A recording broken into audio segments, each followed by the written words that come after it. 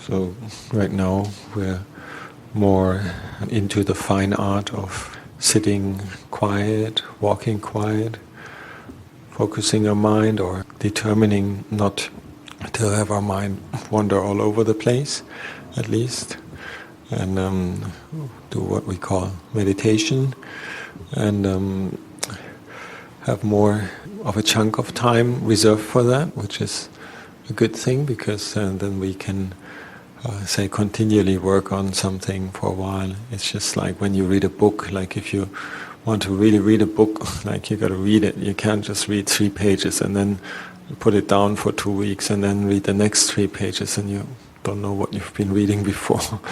So similarly, we do a continuous effort and put our minds in the same framework of interest and keep with that, then we can actually see as a mirror how all the things around us are happening.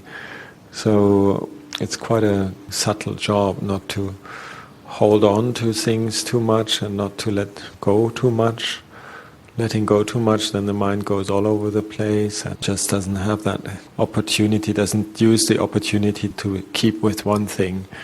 And if we keep with one thing too much, then maybe we're digging our heels deeper into something where we don't get out anymore. We can also obstruct our meditation by, too forceful way of approaching our meditation theme without a feeling of opening up and spaciousness and a feeling of there being peace in meditation.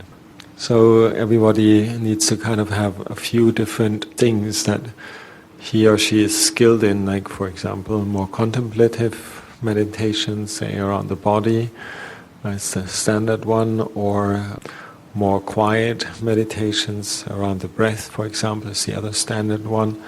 And just with those two, for example, you can spend quite a lot of time applying them to each particular phase of the day. We can be skilled in how to measure what we need to do with our mind in the particular circumstances. So it's not so easy.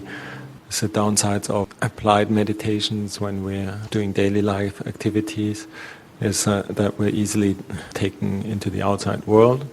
Right now we've got a period where we're actually not bothering much about going outside, so we can continuously apply our mind on any of the aspects of the Dhamma that we find are promising to us, and to find the balance, not to get into the very, very forceful way of doing things, but to have that light way of dealing with it, because that opens up the capacities of the mind, and whereas the other one restricts it. One thing is, I always feel important, is to every now and again look at one's own body posture and make sure one is not too tight. And also the half smile that we see on the Buddha images, if we can have that, it would be quite an advantage, I think. So for reflection.